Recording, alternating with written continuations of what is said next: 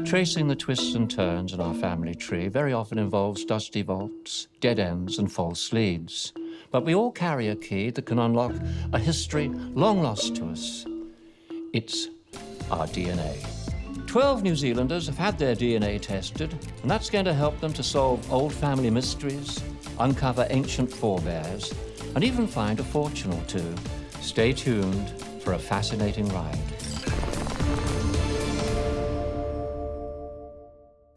Hello, welcome to the DNA HQ. Following the twists in our family tree can take us back hundreds of years. And once you start searching for secrets hidden in your DNA, then the stories can lead back thousands, even tens of thousands of years.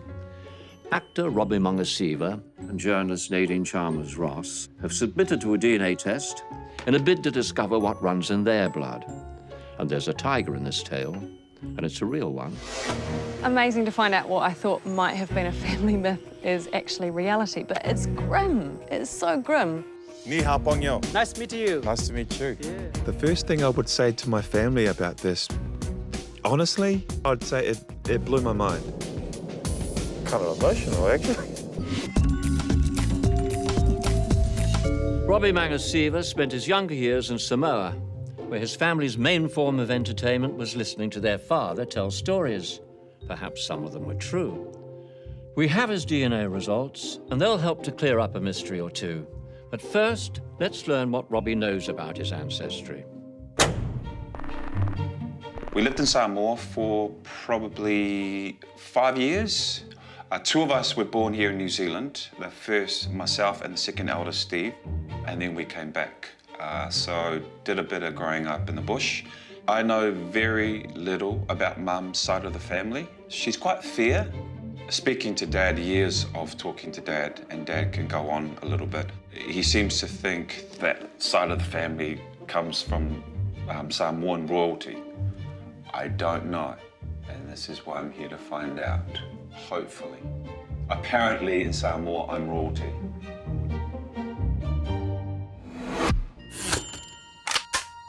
It's Robbie. Hello. Hi, welcome. Richard. Welcome, welcome, welcome. Absolute Sit down. pleasure. Welcome to a more gentle interrogation room than you'd find on Wentworth. now, a few questions, really. Yep. You were born in New Zealand, but at some stage you went back to Samoa? Yeah, went back to Samoa when I'm guessing, around about 3 or 4. Mm-hmm. And then I was, at the time, could speak English. Mm-hmm.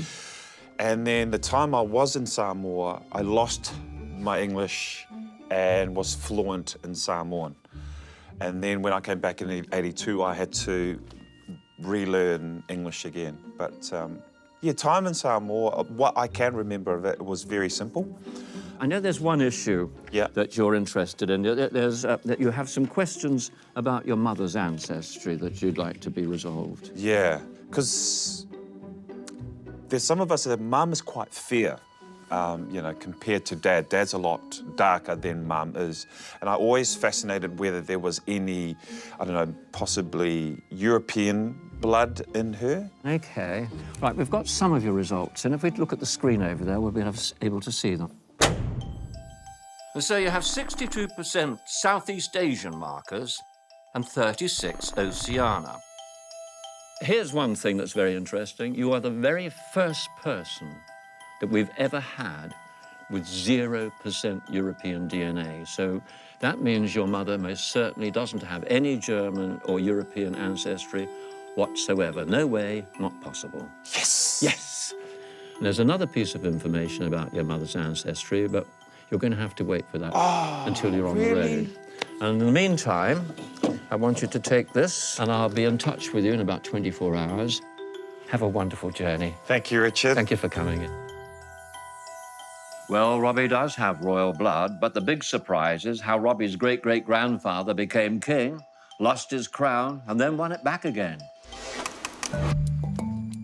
Robbie's great-great-grandfather, King Laupepa, was his nation's second king. And our Samoan scholar, Damon Salesia, is going to fill Robbie in on his royal ancestry. I've been given this. Yeah, so this is Malietoa Laupepa. Malietoa. Who's, you know, has an incredible life and a really important political figure in Samoa. Right. And he's one of the leaders of one side of the Malietoa family, Yeah. and they come into conflict. You know, really intense and long-lasting conflict between him and his uncle to become the king. So they go to war, and Laupepa doesn't have much luck against his uncle. What happens is the empires, and there's 3 big empires in Samoa at the time, the Germans, the British, and the Americans. And in the end, the Germans actually end up supporting him being exiled. So he's actually sent up to the northern Pacific, to another German colony. And then they bring him back and he ends up king again. And so if you're connected to that, it's an absolutely powerful, fascinating, and really Pacific moment of islanders together. Wow. I'm actually getting goosebumps. Man, this guy looks just like my father. Because Dad did mention there was royalty that ran through our blood. And this has just confirmed it.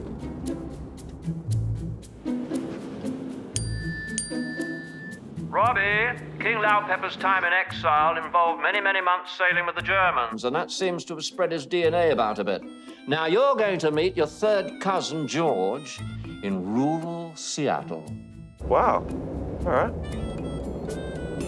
Seattle. Cool.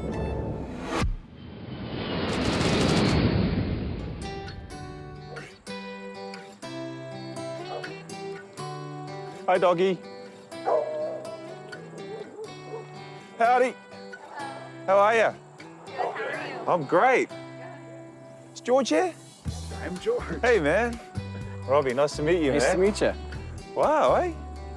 Come on in. Yeah, definitely. The lab have compared Robbie and George's DNA, and they're likely to be 3rd cousins. What did you think when you got the phone call that some weird Polynesian guy was coming over to meet you, and somehow there was that DNA connection? I had, I guess you say, an image in my head of a Samoan rugby player. Did you? Yeah, that's what I was telling my wife, is that I'm pretty sure he's going to probably be a Samoan guy, maybe a rugby player. It's funny because I had quite a successful career as a rugby player. When I was playing, it was still amateur. When I left rugby, when I quit rugby, it just became professional. Well, since we have similar genetic makeup, does that mean I could be a rugby player? Hell yes! Yes, I think I have the body. We can tackle each other. Wait, that's getting weird now. We'll tackle each other and switch shirts. Switch shirts. Oh, this must be an adventure for you, though. You're traveling all over to meet people who are genetically tied to you. Thus far, what I know about my DNA is my great-great-grandfather. He was I think it might have been the second king of Samoa. His name was Laupepa. Do you see a resemblance? Totally, totally. Like the photo looked like my father. As soon as I saw that photo, I said, "That's Dad." It's kind of the neat thing about DNA is it leaves breadcrumbs across your genetics to help you find out where you came from. Yeah. So George and I were talking, and we were trying to figure out how we were 3rd cousins. Turns out his dad grew up in the Pacific, not far from where Laupepa was exiled. My family believes that they're from Guam, but in the genetic research, the genes that are islander are coming from the Samoan Islands, down in that area. Right. My grandmother always thought that we were too skinny, though, which I think is kind of funny. She was always That's a common thing. Always trying That's to a send us common some thing. food. Although my grandmother would tell me I'm too fat. But the common one is like, you're too skinny, you need to eat more. Need to eat more. Yeah. I don't know, did your grandmother ever sniff your head? She used to whack my head. Not sniffing, maybe that was her way of sniffing my head. You did some time in the army? Yes. I joined the Army when I was 17. I was in the first wave into Iraq with the 101st Airborne. Yeah, it was my platoon that were the ones that got Saddam's sons, Uday and Qusay. 4-hour firefight. Yeah, usually when you kick down their door in the middle of the night and come in and grab them, they don't want to fight. Yeah. But they put up a fight. How were you emotionally? I was pretty messed up. So when you go through combat, you lose a friend or you see something very traumatic, you have to just stuff it down inside. And after doing that for a long time, it kind of wore me out when I got home. But That's when you decided, is that when you decided to get out? So I decided to grow pot. I'm a pot farmer. So I grow... Say that again, I just want to hear it. I'm a pot farmer. I grow legal marijuana here in Washington State. And Say that again, I just want to hear legal it. marijuana. Just so New Zealanders can hear this. Legal marijuana Aotearoa. It was interesting, they were just so open about it. You know, even having the conversation, and there was George's 10-year-old daughter there. It's what Dad did, and I think they kind of understood. The extracted stuff is like 98% THC, so usually one hit of that, you're hanging out with Jesus, Buddha, and Muhammad all at the same time. I have no idea what they're talking about. We just pretend they're talking about lollies. Meeting George was really great. Opened up my eyes to my family history.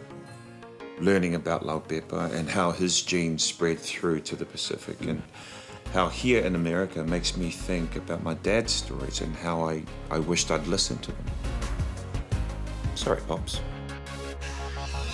Hello, good to have you back.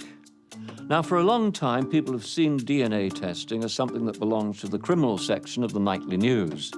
But taking a test, a simple teaspoon of saliva, is all it takes to unlock all kinds of information about our ancestors and the lands that they came from. As a business journalist on television for many years, Nadine Chalmers-Ross has explained the big stories of the day, but now it's time to delve into her own story. What will that reveal? And what does she know already? Let's find out. I think that I might find I am a bit of a bitzer. If I was a dog, I suppose they'd call me a mongrel. I grew up hearing stories from my grandfather about growing up in India. And when I look at my father, he's very dark. I'm not sure why, but I would really like to find out that I had Indian blood in me. It seems somehow more exotic. Then on my mother's side, her maiden name is Thin. She tells me there are some links to the owner of Longleat and the Marquis of Bath. And Mum said when she lived in the UK, people automatically called her Lady Thin. I think I like the sound of that. Nadine, come in. Sit yourself down. Make yourself at home. Lovely to meet you. Now, New Zealander, how many generations? Well, my grandfather on my father's side was the first one to arrive on that side of the family. The first one? He was born in India, and it's my understanding so was his father and the generation before that as well. Okay, and they were English people? That's right. English family living in India. Mm-hmm. So Grandad Bonn, B-O-N-N, that sounds German to me. Well, it was a nickname. His name was Herbert, but he was the youngest of 3 boys, and his mother always called him her Bonnie baby. And it stuck. He was Bon for the rest of his life. Oh, okay. Well, there's a story about Grandad Bonn, isn't there, that he used to tell about a pussycat? A rather large pussycat. He used to tell me the story of a tiger that killed his grandfather, so my great-grandfather. How extraordinary. Yeah, and I don't know much more about the story than that, but I've always been told it. Now, you want to know more about your background and the various strains of your family, from where they've come, and we're going to look at some of the results we've got over here on the screen. Right, the map shows that 95% are European. Most of that's from the UK and Ireland, but there are traces of Scandinavian, French and German, and a minuscule amount of Ashkenazi Jewish markers. Now, you were hoping to find an Indian connection. We can see that you've got 5% South Asian markers. So given your family history, we're fairly confident that this represents your Indian connection and family. So it's true. Now, that doesn't mean to say that the tiger story is true, but it could be. I'm going to give you this little device here, which I want you to keep about your person, and I shall be in touch within the next 24 hours to give you further instructions. In the meantime, bon voyage. Thank you so much for coming in. Thank you, Richard. Now, mind the door, it sticks a bit on your way out. Well, you'll manage, I'm sure. Oh, there we go. Well, Nadine has a great reputation as a news hound, but she's also sitting on an epic tale which is about to get her the scoop of her life.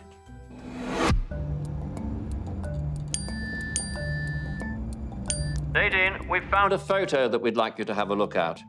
Now, this man is your great-great-uncle, Clan Duncan Ross.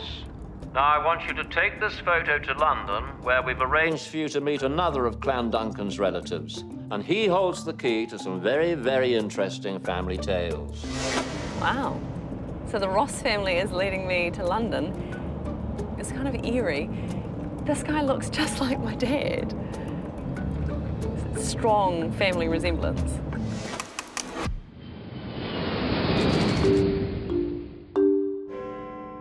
No time for sightseeing, Nadine. We've arranged for you to meet a DNA relative in that favourite of British meeting places, the local pub. I actually feel a little bit nervous. This is unusual for me, but maybe even a bit shy. And that's weird, because they're family, right? They have to like me. Head to the Lamb on Holloway Road, where Michael and Casey are waiting to tell you tales of your colonial Indian past. I feel like I should give you a cuddle. We're family, really, aren't we? Hello. Hello. Michael is a relative, but it's his wife, Casey, who's been digging around the family tree and discovering wealthy Indian roots. So I've been shown this picture of Clan Duncan. How does he make me related to you? Clan Duncan is my great-great-grandfather, and he's the brother of your great-grandfather. Wow, I can really see the likeness to my father. It's quite striking, given that that's his... It would be his great-uncle. I want to show you some photos of my dad. This is in profile, so it's a little harder to see.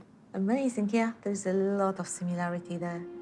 Really, it is. Yeah. It's sort of... quite scary. And I'll show you my grandfather. He passed away 2 years ago, but that was not long before he died. But I still see it in the cheekbones. Absolutely, the cheekbones are there, definitely. Yeah. Bond's father was a man named James George, and Clan Duncan was his brother. But Casey has uncovered even more relatives. The first Ross we really know a bit about is the Clan Duncan and James George father, whose name was Duncan Hamilton. And Duncan Hamilton was born in 1840. So probably, as you know, you are partially Indian.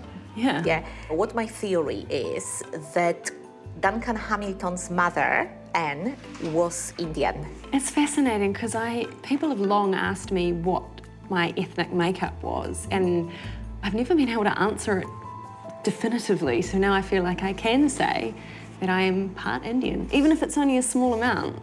I feel like I've answered that question, and the rest of my family, for them as well. I can go back and say I've got some answers. Duncan Hamilton most likely was half Indian. And he was the first Ross we actually know about. We know that he had an indigo plantation.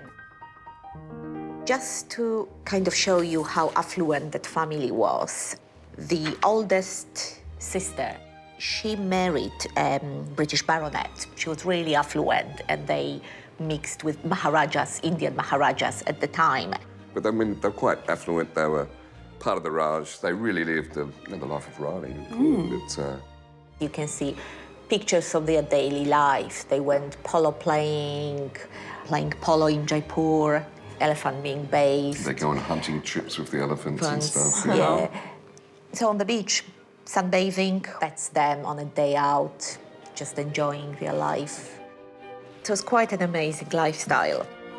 So, Nadine, you and Michael share a great-great-grandfather, Duncan Hamilton Ross. And to find out more about Duncan and your family's life in India, you're going to have to travel to Kolkata. Actor Robbie has discovered royalty runs in his blood. Yeah, so this is Malietoa Laupepa. He's now in China, uncovering his mother's DNA connections to a famous dynasty.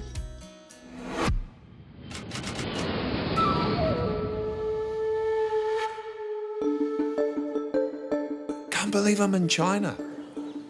What part of me is Chinese? Probably explains why I like Chinese food. Hello, good morning, Robbie. 1% of your DNA shows Chinese markers. Your test reveals that your mother's haplogroup has links to the Han dynasty, and you're about to get a cultural crash course from John in an ancient Han village.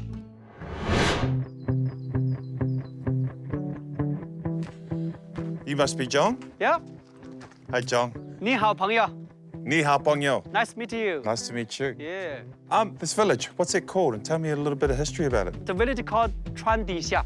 20下. Very clear. Just like Chinese said. Good. Oh, I am 1%. Yeah. Let's have a look around. Yeah, okay. Yep, 20下. 20下. Yeah. 20下.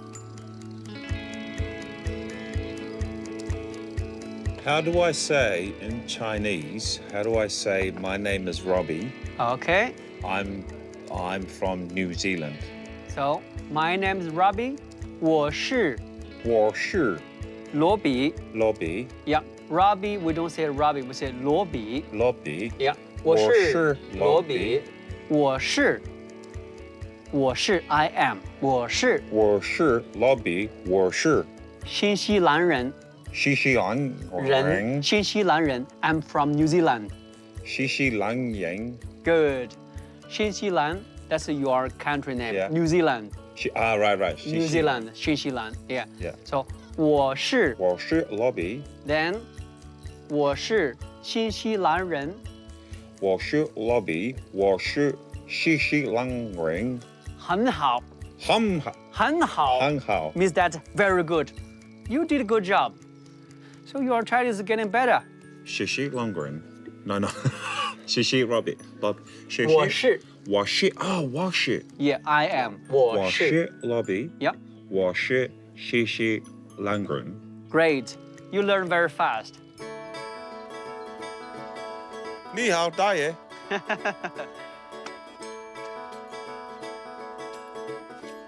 John, can you tell me a little bit more about the Han Dynasty? Han family was here around 700 years. Yeah. And so this family came here long time and they keep to continue the family. So now a lot of Han family here. There's no way in the world that I would ever have come or stepped foot on those paths if it wasn't for this. And to discover that, that my DNA was from the Han Dynasty, and then that 1% Chinese that I have in me, it's quite awesome. I kind of like that. 我是皇帝. Great. Yeah? You did great. 我是皇帝. I'm the emperor. Robbie, this 600-year-old village requires a lot of manpower to keep it in shape, so you've hit town at the right time because there's a restoration project underway that could really do with a big, strapping lad like yourself.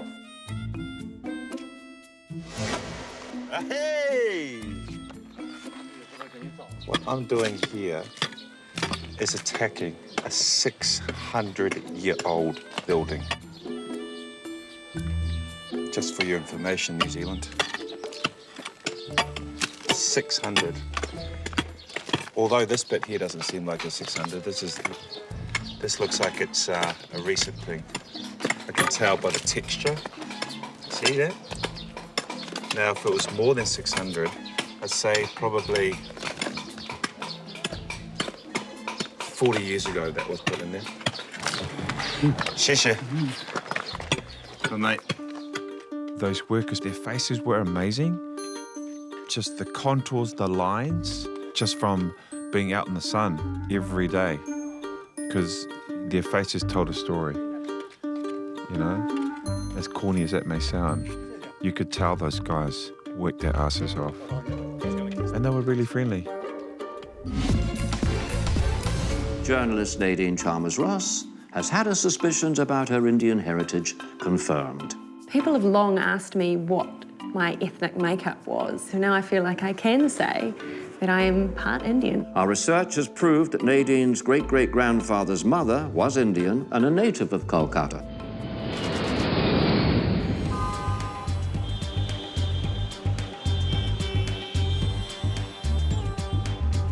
The Ross family were of British colonial stock. They lived in India from the early 1800s, and so we've sent Nadine to Kolkata to get a feel for the place that her family once called home.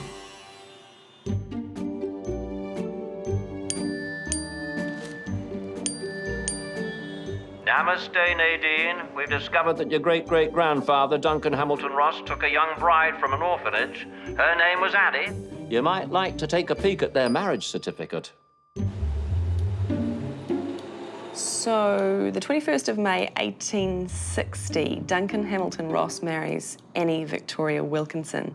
Has Duncan Hamilton Ross at 19, listed as a bachelor, Annie Wilkinson, 14. One thing that doesn't seem clear to me is why Duncan Hamilton Ross goes sort of shopping for a bride at an orphanage.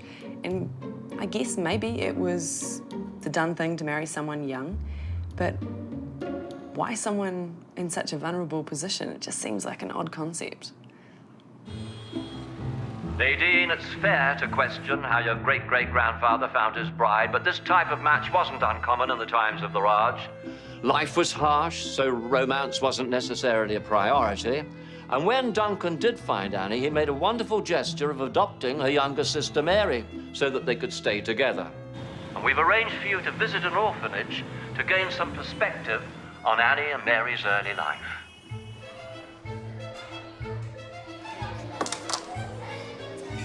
Oh, I set that one up for you. Oh, you missed it. From what I've read, the conditions around the time that Mary and Annie would have been in the orphanage were awful. I don't think you can understate how hard life would have been. Do I look like I could be Indian, like you? Yes. Because my ancestors were Indian and they lived in Calcutta. I think that there would have been an intense feeling of being forgotten. So my great-great-grandma used to be in a school like this one. So I came to see what it was like. How long have you been here? About 3 years. 3 years? Yeah. Watching these kids, it just makes you think how young Annie and Mary must have been. So young. But also that they must have been fighters.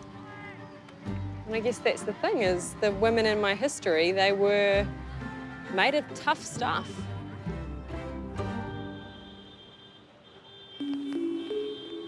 But that's not the end of Annie and Mary's story, because we've found documents that reveal a very unusual love triangle in your family.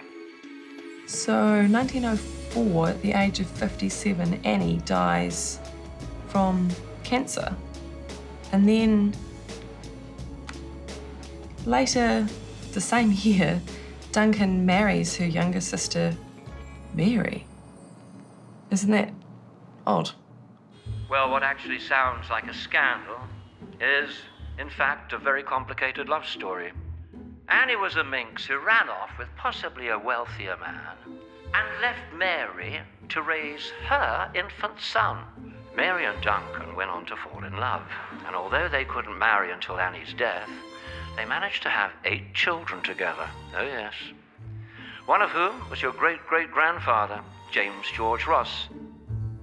This is not the kind of stuff I was expecting to find. I thought that I'd find ancestors, but not the kind of twists and turns that their lives took. It is a bit dramatic, and there's also a lot of heartbreak, which I guess I wasn't really expecting to find. Actor Robert Mangasivas discovered that his mother's DNA has links to ancient China. Ni hao, dai. And he's got even more of a history lesson on the way. He's bound for Taiwan to explore his ancient Polynesian roots.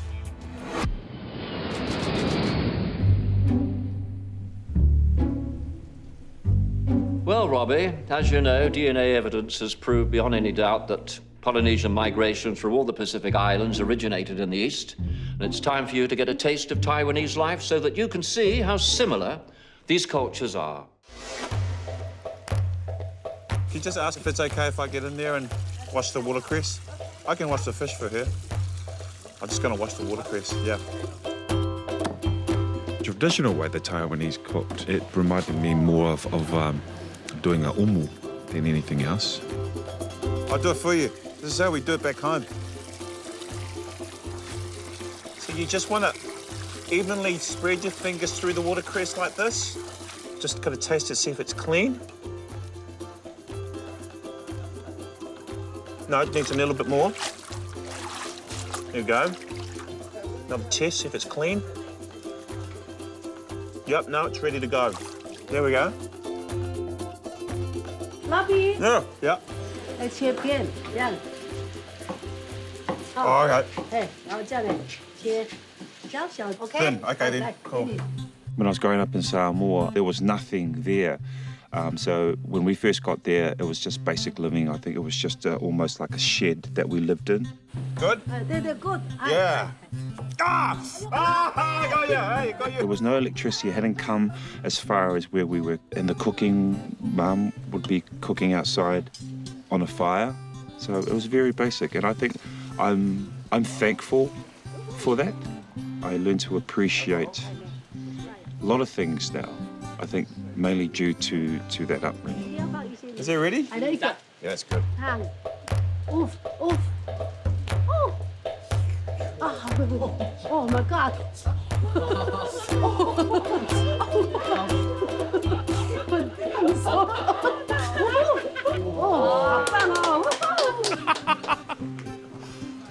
That is nice. That is awesome.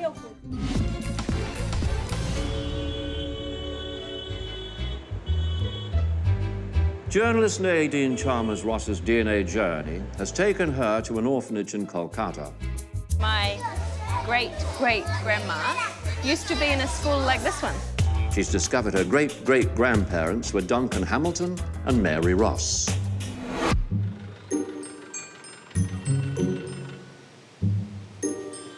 Duncan Hamilton looks like quite the refined English gentleman, really. But when I look at Mary, I just think, even though it's black and white, you feel like you can see the colour in her. I feel like she looks like an elderly Indian woman. And Mary looks like she lived to, relatively ripe old age.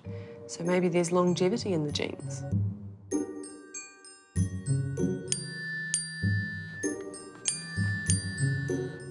Good morning, Nadine.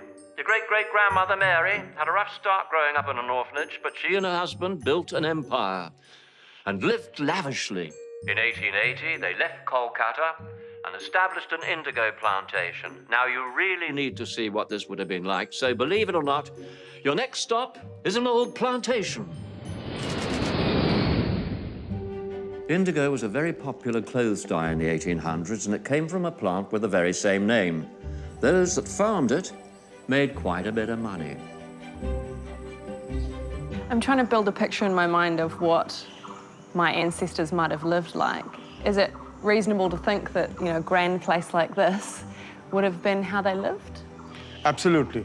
They lived fairly lavish lives. So my ancestors, who were indigo plantation owners, would have had a grand house and lots of domestic help, that sort of thing. Yes. In fact, at the southern end, the southwestern end of this property was a tennis court, and each child would have an ayah. So like a governess or a nanny or something? Nanny, like a nanny. Yes, they would have people who, served food. So they would wear a turban and a towel on their arm. So very formal. Yes, very formal affair, very formal. This is Indigo ferra tinctoria, the plant that actually made the British rich. And it eventually got known as the devil's dye. The laborers, the peasants, the farmers, they were forced to grow indigo. Did that make them angry? It eventually got them angry because that's what you just can't eat indigo. So the peasants actually revolted in many ways. They had the stick, and they had axes, they had machetes, they had spears, and quite a few British were actually killed. I believe your great-great-grandmother even learned how to use a gun and, to protect herself. It's amazing to look at it. It's just this pretty little ferny, flower that it caused such ructions. That's right. That's right. Can you believe that this little plant could create such opulence as well as create such hatred in a matter of about 100 years? So had it not been for that, I could have been an heiress. You could have been. What a shame. And had I been younger, I would have met you. The English living opulent lives while their workers were peasants and paupers troubles me a little bit. I wonder if they were aware that they had Indian blood in them. And I wonder if they treated the Indians any better as a result. I'd like to think so. I'd hate to think that any of my relatives were the ones who were causing the poor to starve, but it's possible. I do think, though, from what I worked out about Duncan, it did seem like he had sympathies with the Indians, because actually you're one of them. Journalist Nadine Chalmers-Ross is in Bengal, where she's learned her family were once wealthy plantation owners. And she's also about to learn the truth about her family's story. Hello, Nadine. Your grandfather, Bon, has regaled you with stories of a death by tiger in the family. Now, what exactly can you recall of that very tall tale? I have heard a story about a tiger. I don't know how much of it is true, but I was told that my great-great-grandfather was killed by a tiger. But I don't know much more than that. Well, we have uncovered some gritty details. Your grandfather, Bon, was, in fact, talking about his grandfather, Walter, who also lived in India. Now, Walter had a reputation as a skilled hunter. And when a tiger was making mischief in a neighboring village, Walter was called upon to remedy the situation. Walter and his men stalked the tiger for 11 miles, and once they were within range, Walter took his shot. He only wounded the beast, and he followed the blood trail to discover the animal concealed in the undergrowth. And as Walter approached, the wounded tiger leapt at him, clawing him in the back of the head. Walter continued to battle the beast, and the tiger was shot dead. And Walter, he turned for home, and he stumbled for 2 miles before collapsing from blood loss. And he went to meet his maker. It's such a phenomenal story. Amazing to find out what I thought might have been a family myth is actually reality, but it's grim. It's so grim.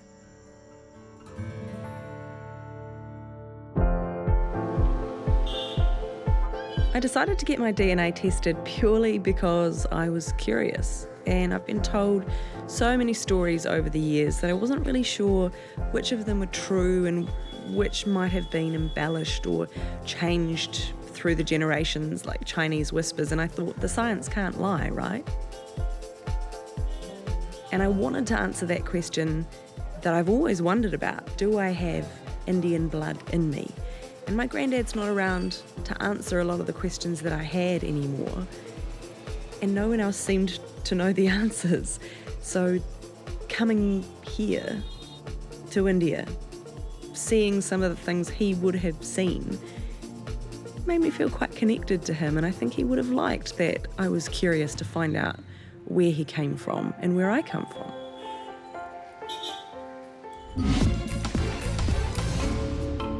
Robbie Mangasiva has discovered his mother's DNA had links with an ancient Chinese dynasty, and he's also learned that his family connects to Samoan royalty.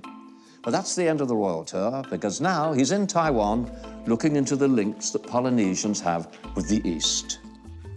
James. Yeah, I'm James. Oh, g'day, James. Hi, nice to meet you. Nice to meet you, man. I'm Robbie. Robbie. Nice to meet James. you. Thanks for having me. Nice to meet you. And this is 14. Hi, 14. 14. Hey, how are you? The host. Nice to meet you, Robbie. It's not the number 14? No. It means, in Army's language, it means fish. Ah. Yeah, so 14 is fish. Is he a good fisherman? Yeah, he's good at fishing. Right. Thank you for inviting me. The interesting thing that I'm seeing so far, and I don't know if it means anything, is these patterns. These patterns here, these things here, they're the same as my tattoo. Oh. It's like here, see? Yeah, similar. Because it's interesting, I come from the other side of the world. Yes. To another tribe where somehow we've got a DNA connection, and I'm seeing this is similar to what I've got here, and we don't know each other. 譬如说像那个数字的话，只在、多少、多少、18。Is he counting? Yeah, he's counting numbers. 6, 7, 8, 9,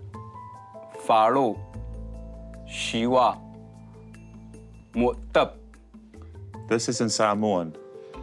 Tasi, lua, tolu, fa, lima, ono, fitu, valu, Eva Sefulu. The similarity, eh? Never in my wildest dream did I ever think a culture in Taiwan, would the language be similar? You know, when we were counting, I was like, wow. It's that thing of where my DNA started from, you know, that whole journey. We're brothers. Oh, brother. Yeah, my brother.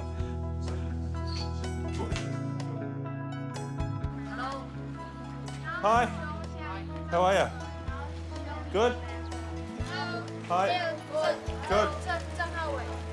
Bye. To summarize this trip, I'd say it's been an eye-opener. Discovering that I had links in Seattle and also been in Taiwan. What the hey? I loved it. I loved it in Taiwan. You know, and in the cultural group, a certain beat to their music that was very similar to the old Samoan pop song.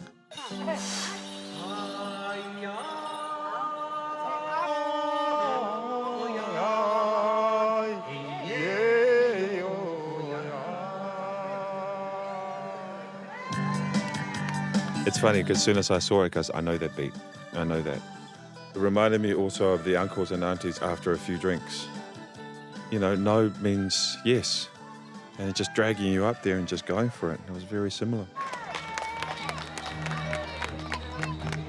The first thing I would say to my family about this, honestly, without going too much into it, I'd say it blew my mind. I found out a lot more about my history and my DNA and my family than I ever have. I've absolutely loved it. And I've still got more to find out, and I'm excited about new discovery. But it's been amazing.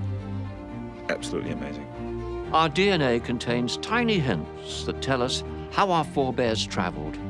It shows us where to look, to uncover traces of their lives and the stories we find to help bring them back to life. I wonder who's going to be brave enough to take the test next week. Why don't you join me to find out?